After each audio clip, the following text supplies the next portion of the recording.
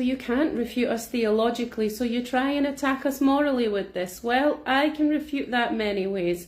I could use doctrine, but you don't believe it, so I'm just going to say one thing. You're part of a society and a generation of this superior secular morality. You seem to want to educate and judge and attack us based on what you think is moral. Okay, then let's talk about this.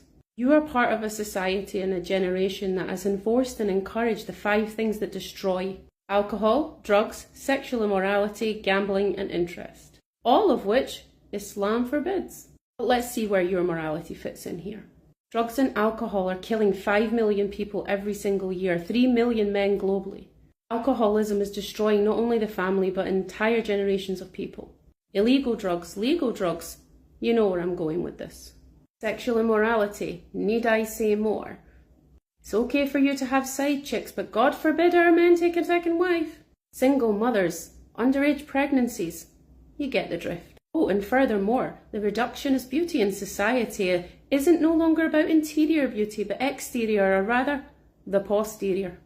Well, let's talk gambling, cryptocurrency, bingos, horse racing, trading, anything where you give money and get nothing back. Or at least where you're not promised anything.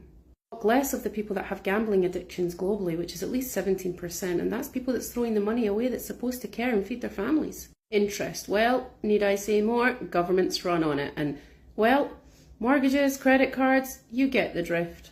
Nobody just can't give you anything equal value, so it's I'll give you £10, you give me 10,000. Tell me that's fair. So I propose this to you.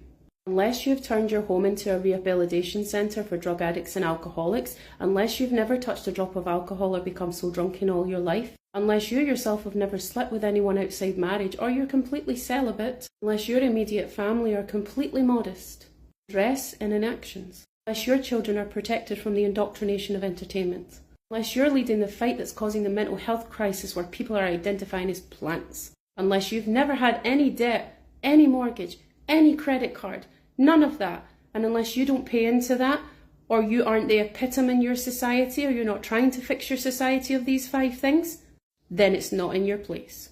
So once you do become that person, and once you do become the epitome of that, the very representative tackling all of that in your community, then you can come back and talk to us about morality. It's as simple as that.